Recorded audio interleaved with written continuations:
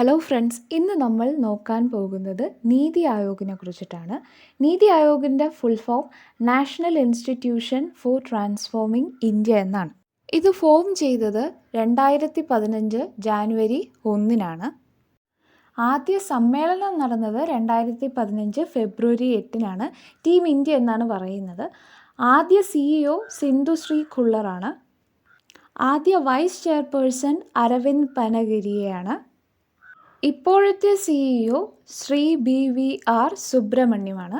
ഇപ്പോഴത്തെ vice chairperson Shri Suman K Bery. അടുത്ത നീതി ആയോഗിൻ്റെ ഘടനയെക്കുറിച്ച് നോക്കാം. ചെയർപേഴ്സൺ അഥവാ അധ്യക്ഷൻ എന്ന് പറയുന്നത് പ്രൈം മിനിസ്റ്റർ ആയിരിക്കും.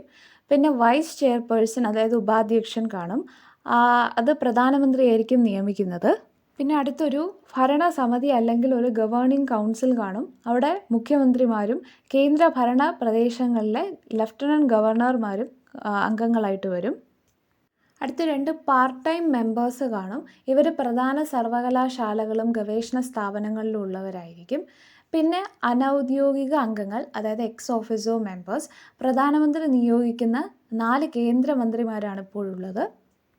അടുത്ത സ്പെഷ്യൽ ഇൻവൈറ്റീസ് ഉണ്ടായിരിക്കും. അവരെന്ന് പറയുന്ന വളരെ എക്സ്പേർട്സ് ആയിട്ടുള്ള സ്പെഷ്യലിസ്റ്റ് ആയിട്ടുള്ള പ്രാക്ടീഷണേഴ്സൊക്കെ ആയിരിക്കും. പിന്നെ ഒരു CEO കാണും, അതായത് ചീഫ് എക്സിക്യൂട്ടീവ് ഓഫീസർ കാണും.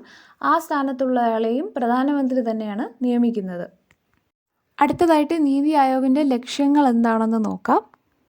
വ്യാവസായ സേവന മേഖലകളിൽ സർക്കാർ പങ്കാളിത്തം കുറയ്ക്കുക, കാർഷിക മേഖലയെ മിശ്ര കാർഷിക ഉൽപ്പാദനത്തിലൂടെ പുരോഗതിയിലേക്ക് എത്തിക്കുക, പ്രബല മധ്യവർഗത്തെ സുസ്ഥിര സാമ്പത്തിക വളർച്ച നേടാൻ പ്രയോജനപ്പെടുത്തുക, പ്രവാസി ഇന്ത്യക്കാരുടെ സേവനം സാങ്കേതിക വളർച്ചയ്ക്ക് ഉപയുക്തമാക്കുക, ആധുനിക സാങ്കേതിക വിദ്യയുടെ സഹായത്തോടെ നഗരങ്ങളെ സുരക്ഷിത ആവാസ കേന്ദ്രങ്ങളാക്കി മാറ്റുക, ആഗോള മാറ്റങ്ങളുടെയും വിപണി ശക്തികളുടെയും ഇടപെടലുകൾ നേരിടാൻ രാജ്യത്തെ പ്രാപ്തമാക്കുക മുതലായവയാണ് നീതി ആയോഗിൻ്റെ ലക്ഷ്യങ്ങൾ.